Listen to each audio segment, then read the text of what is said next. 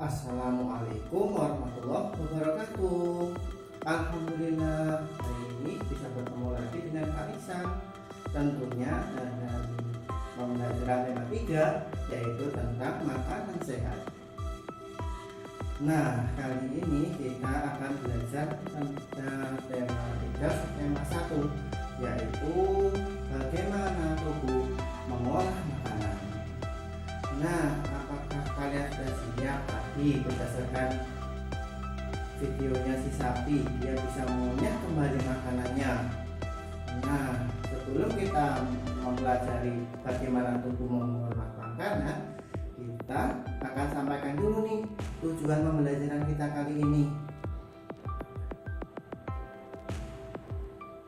Tujuan pembelajaran kita kali ini, jadi nanti setelah kalian mempelajari bagaimana tubuh mengolah makanan, nanti kita akan mampu menemukan informasi tentang organ-organ pencernaan hewan, dan selain itu kita juga mampu menjelaskan fungsi-fungsi organ pencernaan dan perbedaannya. Jadi anak-anak, kali ini kita akan mempelajari tentang organ pencernaan pada hewan ya, dan bagaimana cara masing-masing fungsi organ itu mengolah makanan. Nah, sebelum kita belajar lebih lanjut, mari kita perhatikan literasi berikut ini. Ayo kita baca bersama-sama. Salah satu ciri makhluk hidup adalah memerlukan makanan. Makanan yang telah dimakan akan diuraikan dalam sistem pencernaan menjadi sumber energi, komponen penyusun sel dan jaringan serta nutrisi yang dibutuhkan oleh tubuh. Penyempurna makanan sehat adalah susu. Seperti kita ketahui, susu umumnya dihasilkan oleh sapi. Apa yang dimakan oleh sapi sehingga menghasilkan susu? Dan bagaimana cara sapi mencerna makanan yang dimakannya? Nah, dari teks tadi yang sudah kita baca bersama-sama, kita bisa menyimpulkan bahwa teks tersebut menceritakan tentang makanan sebagai sumber energi, komponen penyusun sel jaringan, serta nutrisi yang dibutuhkan oleh tubuh. Dan selain itu, di paragraf kedua kita juga dijelaskan tentang penyempurna makanan adalah susu. Nah, kali ini kita akan mempelajari tentang sistem pencernaan pada hewan sapi yang menghasilkan susu dan sangat bermanfaat bagi kita. Ayo kita cari lebih lanjut tentang pencernaan hewan sapi.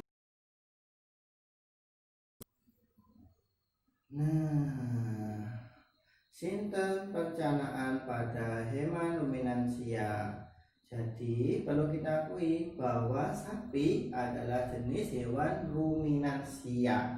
Apa sih hewan ruminansia itu? Hewan ruminansia itu adalah kelompok hewan mamalia yang biasa memakan makanan 2 kali dan dikenal dengan hewan memamah biak.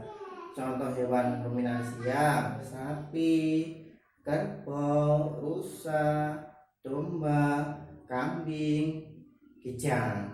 Nah, khusus pada pertemuan kali ini kita akan mempelajari tentang proses pencernaan hewan ruminansia, yaitu pada sapi. Nah, pada sapi dia memiliki sistem pencernaan yang sangat istimewa. Hewan sapi memiliki beberapa organ tubuh yang membantu proses pencernaannya. Yang pertama adalah mulut. Nah, mulut adalah gerbang pertama di mana makanan itu masuk ke dalam tubuh.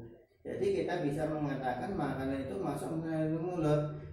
Dan di dalam mulut ada gigi. Gigi berfungsi untuk mengunyah makanan, dan ada lidah yang berguna untuk merenggut makanan dan mendorong makanan menuju ke lambung. Setelah dari mulut, makanan akan masuk menuju lambung. Di lambung ini merupakan organ tubuh yang paling penting dalam sistem pencernaan sapi. Di dalam lambung, makanan yang sudah dikunyah oleh mulut tadi akan diproses dan akan diserap. Selanjutnya ada usus. Di dalam usus halus terjadi proses penyerapan juga sari-sari makanan dan proses pembusukan. Dan terakhir adalah anus. Di anus, sisa-sisa makanan akan dikeluarkan melalui anus. Jadi kalau ditanya organ pencernaan sapi ada apa saja? Berarti ada 4: mulut, lambung, usus, dan anus. Dan masing-masing itu memiliki ciri-ciri khusus yang tidak bisa terpisahkan. Nah, pada sapi ada satu hal khusus yang sangat berbeda dengan manusia, yaitu pada lambungnya. Pada lambung hewan sapi ini, dia memiliki 4 bagian lambung, dan masing-masing bagian ini memiliki fungsinya masing-masing. Ayo kita pelajari apa saja bagian lambung itu. Nah, bagian-bagian lambung sapi yang pertama adalah rumen. Rumen disebut sebagai perut besar. Nah, jadi rumen mengisi hampir seluruh bagian di perut lambung.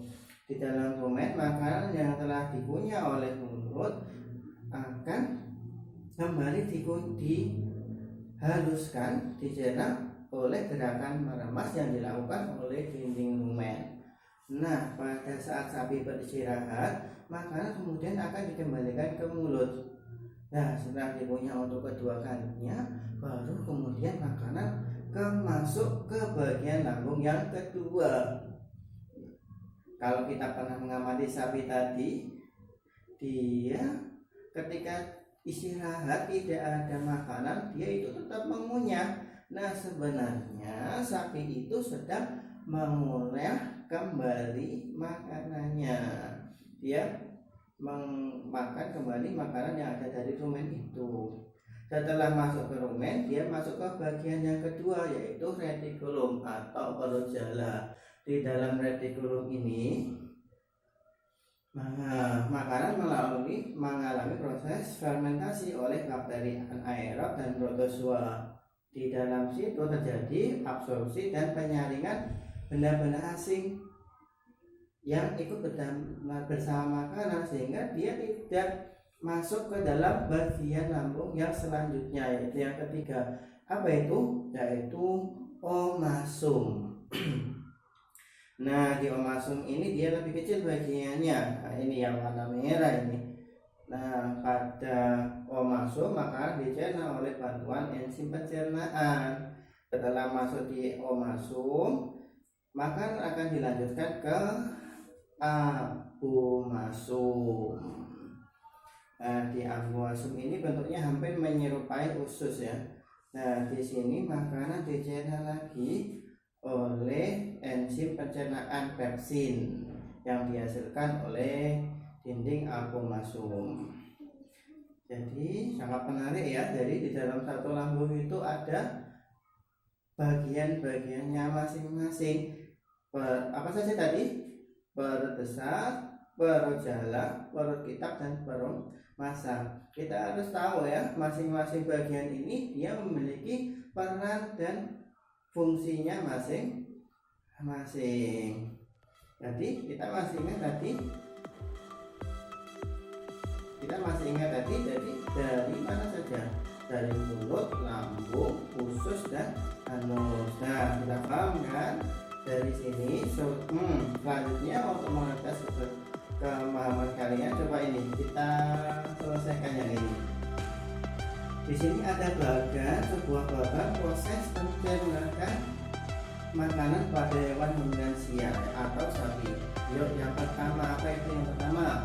Yang pertama pasti dia adalah makanan masuk rumput dikunyah di mulut. Setelah itu dia masuk ke dalam esofagus. Nah, di esofagus dia masuk ke mana? Di lambung. Yang pertama lambung masuk ke dalam apa? Perut besar atau rumen. Apa yang terjadi di rumen? Makanan dicerna hingga menjadi bubur dengan gerakan mengaduk yang dilakukan oleh dinding rumen. Setelah dari rumen, makanan akan dilanjutkan ke mulut. Kenapa? Karena makanan akan dikunyah lagi. Makanan akan kembali ke mulut dan dikunyah kembali. Setelah masuk ke mulut, dia akan masuk ke bagian perut yang berikutnya, yaitu retikulum. Apa yang terjadi di retikulum? Makanan kembali mengalami proses fermentasi dengan pertemuan bakteri anaerob dan protozua. Jadi di mulut ini memiliki fermentasi ya anak-anak. Selanjutnya retikulum masuk ke mana? Omasum. Yang terakhir aku masuk. Dan aku masuk, makanan dicerna dengan bantuan enzim pencernaan pepsin yang dihasilkan oleh aku masuk. Alhamdulillah. Dari tadi kita sudah belajar banyak ya tentang proses pencernaan makanan pada rumensia sapi. Untuk mengetes pemahaman kalian tentang pembelajaran hari ini, kalian akan membuat peta konsep tentang sistem pencernaan makanan pada sapi. Nah, sampai di sini dulu ya anak-anak untuk pembelajaran hari ini. Tetap semangat dalam belajar. Terima kasih. Wassalamualaikum warahmatullahi wabarakatuh.